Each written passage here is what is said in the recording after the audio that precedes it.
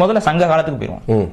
2000 ஆண்டுகளுக்கு முற்பட்ட காலகட்டம். அந்த காலகட்டம் சங்க காலத்துல போகும் பொழுது பெண்களுக்கு வந்து எந்த அளவுக்கு சுதந்திரம் இருந்ததுங்கிறத வந்து ஒரு அகநானூறுங்கிறத எடுத்து படிச்சீங்கன்னா தெரிஞ்சு போயிடும். அதுல ஆயிரக்கணக்கான எடுத்துக்காட்டுகள் உண்டு.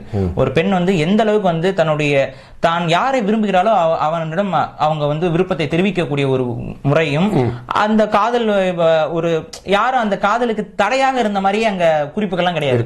அவங்க அப்பா அம்மாக்கு பயப்படுற மாதிரியோ அண்ணனுக்கு பயப்படுற மாதிரியோ சங்க இலக்கியத்துல ஏதாவது வருதா? இல்ல. இது ஏன்னா வந்து என்ன காதலிக்கிறான், அவனை நான் காதலிக்கிறேன், இவ்வளவுதான் விஷயம். அந்த பெண்ணை வந்து அங்க தடை செய்வது போன்ற இல்ல அந்த பெண் அச்சத்தில் இருப்பது போலோ இல்ல. எந்த வரையான அச்சம் இருக்கும்னா, காதல் செய்த கணவன் வந்து தன்னை கைவிட்டு விடுவானோ, காதலன் வந்து விட்டுட்டு ஓடி போயிடுவானா, இந்த இது இருந்திருக்கு. இது வந்து மனித இயல்பு. இந்த இது வந்து குறிப்புகள் இருக்கு. அதை எண்ணி அந்த பெண் வந்து அச்சப்படுவதாகவும் அது சார்ந்து தூது விடுவதாகவும் இதெல்லாம் இருக்கு. சோ இதெல்லாம் வைத்து பார்க்கும்போது ஒரு பெண் வந்து திருமண பந்தம் அதுல காதல் பந்தம் இந்த விஷயத்துல வந்து அவளுக்கு முழு சுதந்திரம் கொடுக்கப்பட்டிருக்குது. அதே போல நம்ம தொல்காப்பியம் எல்லாம் எடுத்து பார்க்கும்போது கற்பொழுக்கம்னு ஒண்ணு இருக்கு, அப்புறம் களவொழுக்கம்னு ஒண்ணு இருக்கு. இதெல்லாம் நமக்கு பார்க்கணும். அப்ப கற்பொழுக்கம்னா திருமணத்துக்கு பின்னாடி இருக்கக்கூடிய ஒரு ஒழுக்க முறை. அது களவு காதல் இதெல்லாம் வந்து என்னன்னு பாத்தீங்கன்னா திருமணத்துக்கு முன்பு. களவுனா இப்ப கள்ளக்காதல் கிடையாது. களவு காதல்னா திருமணத்துக்கு முன்பு அந்த பெற்றோர்களால் தீர்மானிக்கப்படாத அந்த காதல் பருவம். அந்த பருவத்தையும் வந்து அதுக்கு ஒரு திருட்டுத்தனம் தானே, ஒரு சின்னதா ஒரு மறைமுகமா பண்றது, வரைஞ்சு பேசுறது போறது, இதையே வந்து அவர்கள் வந்து அப்படிதான் பார்த்திருக்காங்க. இப்ப இந்த முறையில பார்க்கும்போது பெண்களிடம் அடிமைத்தனம் சங்க இலக்கியத்தில் இல்லை. இதை வந்து ஓரளவுக்கு இந்த திராவிடர்களால் மறுக்க முடியாது. சிலப்பதிகாரத்தையே தொடர்ந்து இவர்கள் வந்து பாத்தீங்கன்னா ஒரு பெண் அடிமைத்தனத்திற்கான நூல் அப்படிங்கிற மாதிரி இவங்க முன்வைக்கிறாங்க. உண்மையிலேயே யோசிச்சு பார்த்தா இதுல காப்பிய தலைவன் கோவலன் அப்படிங்கிறது வந்து சொல்லப்பட்டிருந்தாலும் அது வந்து ஹீரோயின் சென்ட்ரிக் பேஸ் கதை. ஹீரோயின் பேஸ் சப்ஜெக்ட் அது. ஓகேவா? அந்த கதையே கான்செப்டே ஒரு படம் எடுத்தீங்கன்னா அதுல வந்து ஹீரோயின் தான் ஹீரோ. அதுதான் மெயின் ரோல்.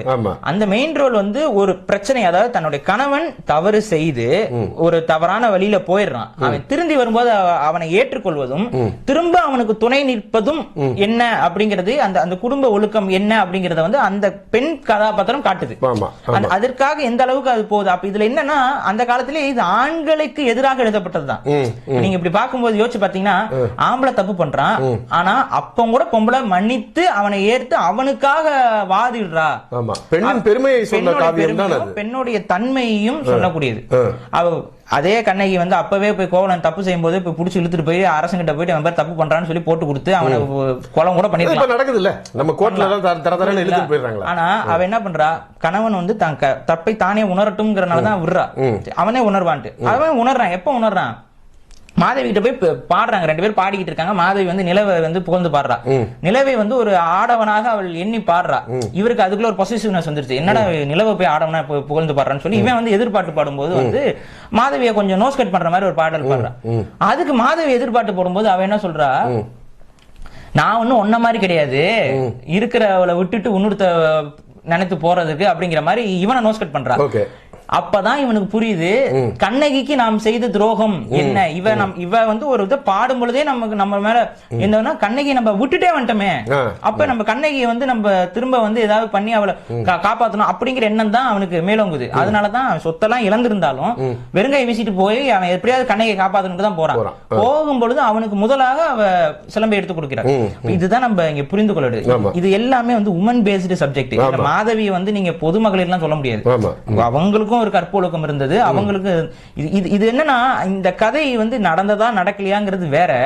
ஆனா இந்த கதை சொல்லக்கூடிய விஷயம் என்பது பெண்ணை வந்து உயர்த்தி இது பண்ணுவதுதான் அந்த சமூகத்துடையது. இதையே வந்து இவர்கள் வந்து அது பெண்ணடிமைத்தனம் சார்ந்தது. பெண்ணடிமைத்தனம் சார்ந்ததுன்னா எப்படா ஒரு பொம்பளை போய் ஒரு ஊரையே எரிச்சு அந்த மன்னனையே போய் தேராமண்ணான்னு போய் பேச முடியுமா? இன்னைக்கு உன்னுடைய பெண்ணிய போராளிகள் எல்லாம் போய் பேச சொல்லுங்க. ஒரு போராட்டம் நடக்கும்போது போய் முன்னாடி போய் நின்று இவங்க வச்சிருக்காங்களா பெண்ணிய போராளிகள் குடிச்சிட்டு இருக்குதுங்களா, அதுல ஏதாவது போயிட்டு தேரா மண்ணான்ட்டு இங்க இருக்க ஒரு சிஎம்ஐயும் ஒரு சிஎம் இல்ல ஒரு வார்டு கவுன்சிலர் போய் பேச சொல்லுங்க. தேரா கவுன்சிலர் என்ன செருப்புகள் அடிப்பேன்.